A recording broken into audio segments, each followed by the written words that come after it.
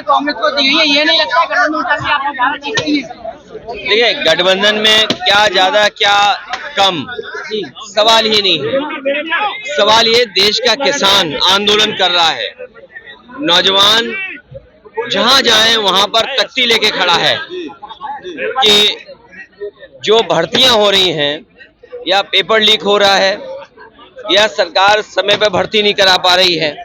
मैं आगरा से चला हूं और बरेली में, मुरादाबाद में, जहां भी मुझे नौजवान टकराए उन्होंने कहा कि इस बार की पुलिस भर्ती उसमें पेपर लीक हुआ है, बड़े पैमाने पर पेपर आउट हुआ है और जो परीक्षा जिस मकसद से करानी थी, जिस सिक्योरिटी के साथ होनी चाहिए थी, वो नहीं हुई।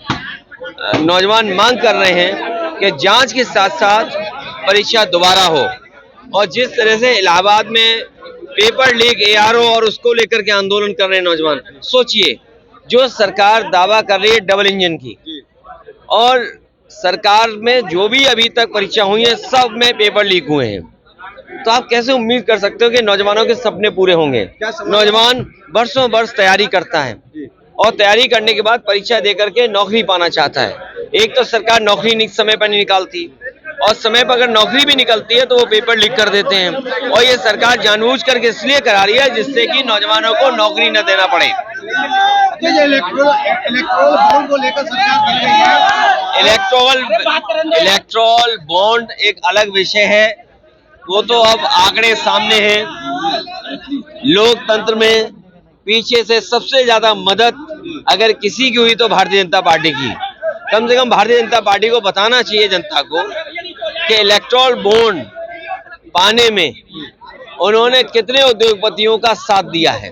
अजय जी, राजा भैया को लाने के आप जो प्रयास चल रहे हैं, राजा भैया को साथ देने की पार्टी के बहुत सारे नेता और पार्टी समय समय पे कोशिश करती है कि जो दल भारतीय जनता पार्टी से या अपनी इच्छा से किसी प्रत्याशी को समर्थन देना चाहता है तो कम से कम सहयोग मांगना चाहिए। राहुल गांधी की न्याय यात्रा में क्या सपा शामिल होगी, क्योंकि आपका गठबंधन हो चुका है? आने वाले समय में क्या कार्यक्रम होगा उसकी जानकारी आपको मिल जाएगी। भैया, इस स्वामी प्रसाद मौर्य को लेकर आप क्या कहेंगे, क्योंकि उन्होंने अपना इस्तीफा भेज दिया है?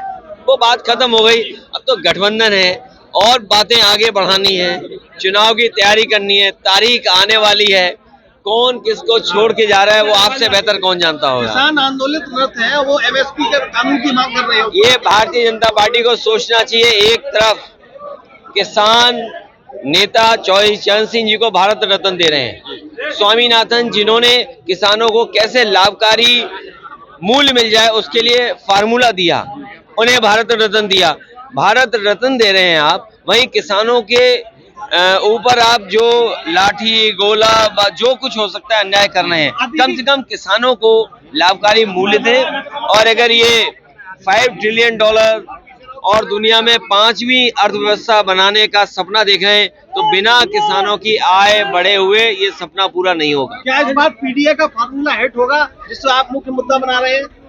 PDA लोग ही भारतीय जनता पार्टी का सफाया करेंगे।